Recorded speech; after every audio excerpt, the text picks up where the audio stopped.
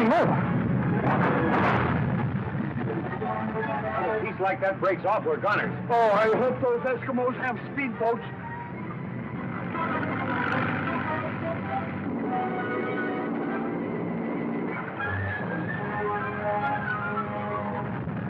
This is it. She's cracking up.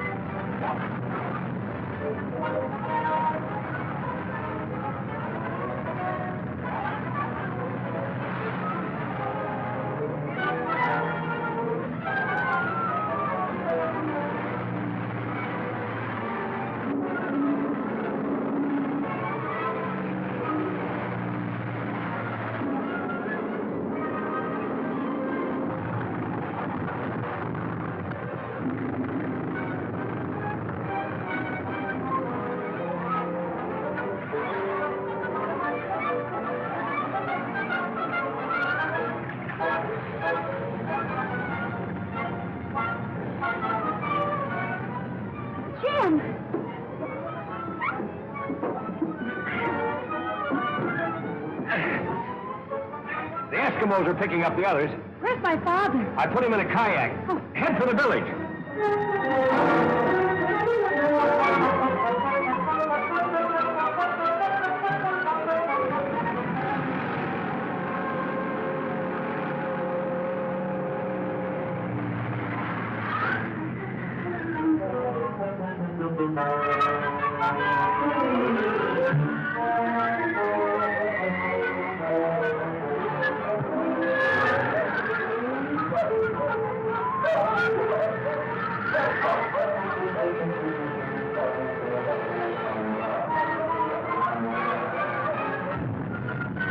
Grab the paratron.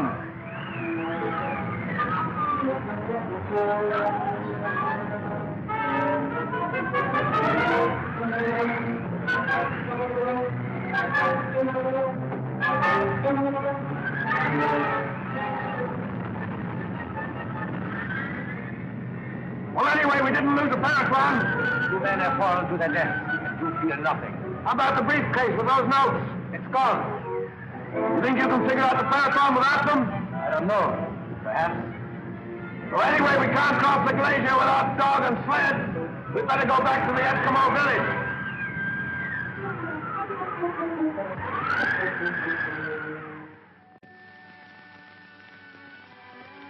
So there we were, marooned in the iceberg.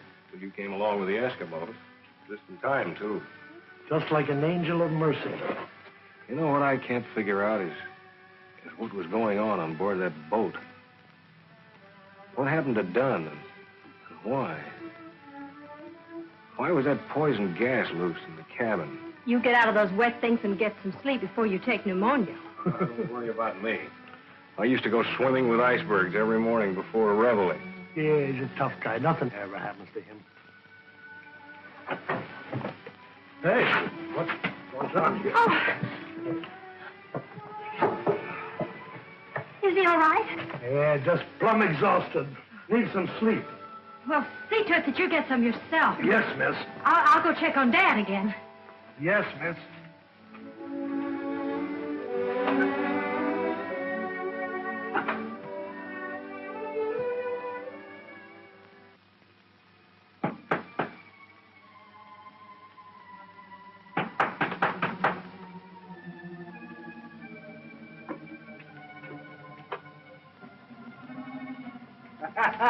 You walk long time, come back same place. That's Klondike, Chief.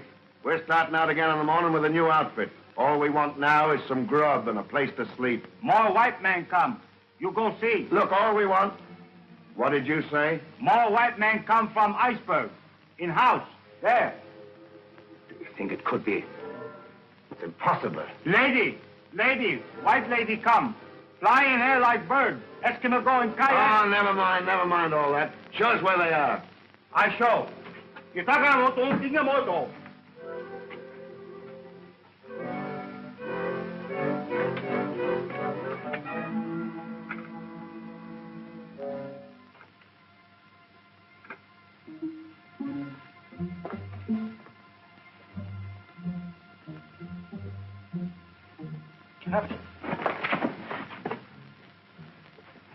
Glad to see you got off the wreck, Bosun. I thought I picked up everybody that was alive. How did you do it? It's a long, cold story, Captain. Who's that? Jim Hudson. Anybody else get off with you? Yeah, Dr. Miller. He's in the cabin next door with his daughter. Who? His daughter. She came by in a plane and picked us up off the berg. Want to speak to him? No, let it go until morning. You'd better get some sleep. Aye, sir. Where do I sleep, Chief? I'd like to get some shut-eye.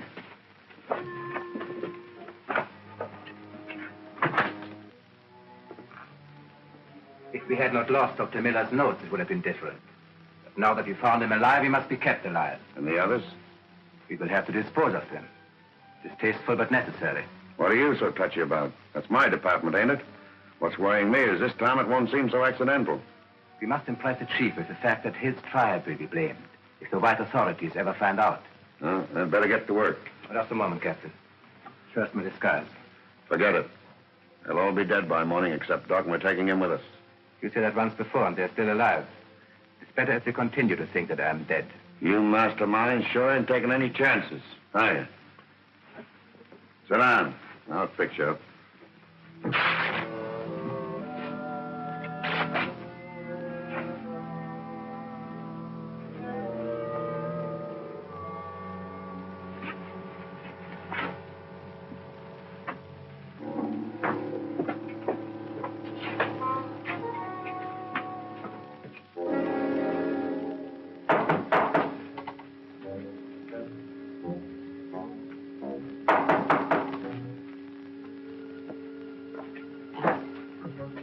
What do you want? Oh, I couldn't sleep, Captain. I've been worrying about how we're all going to get out of here. Figure we might as well talk it over now. Sure. A couple of things bothering me about you. How do you mean that? Just how much do you know about Jim Hudson and Doc Miller? A couple of nice guys, as far as I know. What are you getting at, Captain? They're murderers. They killed Dan and tossed his body overboard. Are you sure? I'm telling you, ain't I? They're a bunch of criminals, and I'm seeing to it that they're brought to justice. What I want to know is, whose side are you on? I only have one choice. That's the side of law and order. Now you're talking, Bucko. What are your plans? Well, I'll handle the doctor. He'll take care of the girl. Who are you? Oh, he's just one of the boys. Got badly burned down in the engine room. Now, can you handle Jim Hudson yourself? Oh, sure. Well, now this is what you do. He's a desperate criminal. And if things go wrong, and he puts up a fight...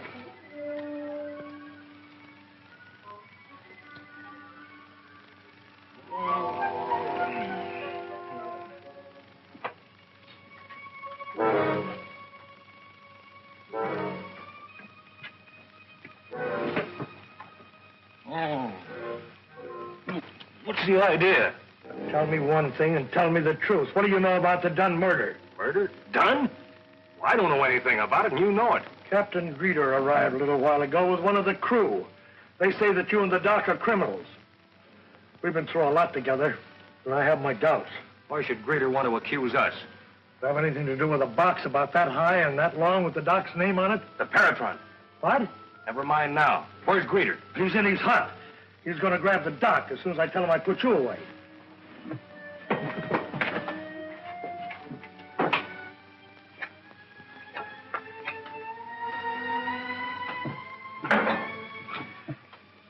This'll take care of him.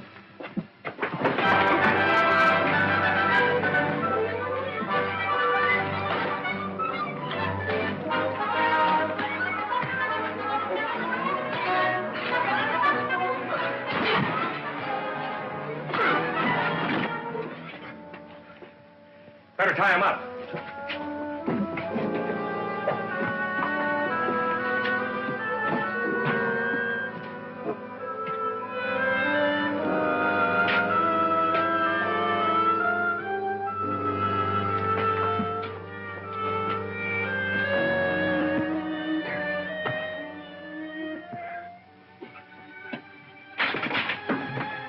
Yeah, it's the paratron, all right. Hey, what is that thing? It's a secret invention of Dr. Miller's. You don't know it, Bosun, but you did your country a great service when you didn't slit my throat. I figured you were the right kind of a guy. And I figured that skunk on the floor there was not but law and order. Keep an eye on him. Oh, well. Hey, that's pretty heavy, isn't it? No. I'm warmed up now. Yeah, no fooling. Say, where did you learn all those fancy tricks? Huh? Oh, from the commando. Commandos, huh? Yeah, rat. You know, the way I figure it, some higher-ups tipped Greeter off over that shortwave radio about the paratron after we came on board, and they were trying to get rid of us. It's in perfect condition. And you think Greeter and his men are in the pay of someone higher up? I'm sure of it. Well, what do you intend doing with the prisoners? Oh, the chief will keep them here till I can send the marshal up from Bankhead to bring them in. I'd give a great deal to know who the ringleaders are. So would I. We'll find out, though. We won't stop till we do. Well, how will you arrange for us to leave here? Oh, the bosun and I'll go by dog sled. You and the doctor can take the paratron with you on the plane. Now, we'll meet in Bankhead, and I'll arrange transportation from there. Mm-hmm. Well, we got to get an early start, so we better get some sleep. That's a bright idea, Jim. Good night, Jim. Good night. Come along, honey.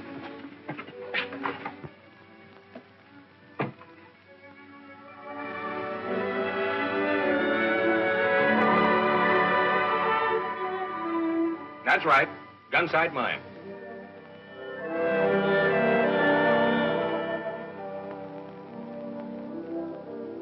Gun sight mine. Bill Hudson speaking.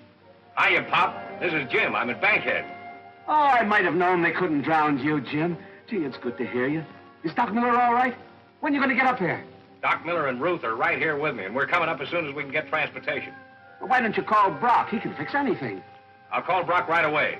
Goodbye, Pop. Be seeing you.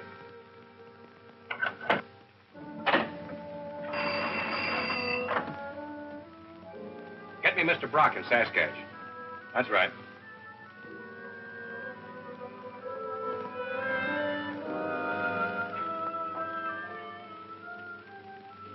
Mr. Jim Hudson is on long distance. Do you wish to speak to him, Mr. Brock? Jim Hudson, you bet I do. Hello? Jim, my boy, well, this is a surprise. It's great to know you're still alive after that tragic shipwreck. Was anyone else saved? Oh, yes. Dr. Miller, the ship's captain, 3 members of the crew. By the way, Captain Greeter and a pal of his turned out to be would-be murderers. Why, that's terrible. Certainly, I'll have the marshal go right out to that village and place him under arrest. Where are you now? Well, that's what I called you about. I'm in Bankhead trying to get home. I was wondering if you could arrange to put me and a party of 3 aboard that evening transport plane out of here. Why, I think so. Have you much baggage? I see. Just 2 large wooden cases, huh? Well, I'll arrange it. Not at all, my boy. So long.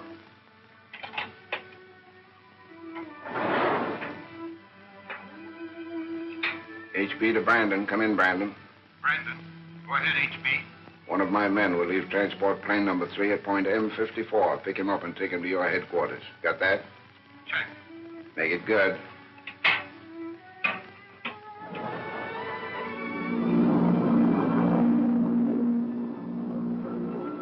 You were lucky to get transportation like this with such short notice. No trouble at all. This Mr. Brock's a good friend of Dad's and a big shot up here, too. He just about runs things up in this part of the country.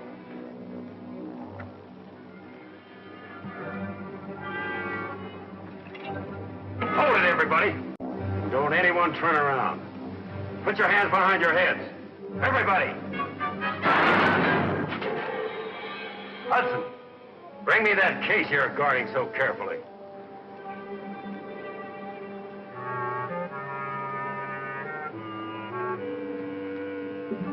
Sounded like a shot, didn't it? Sure did. Better take over. I'll go have a look.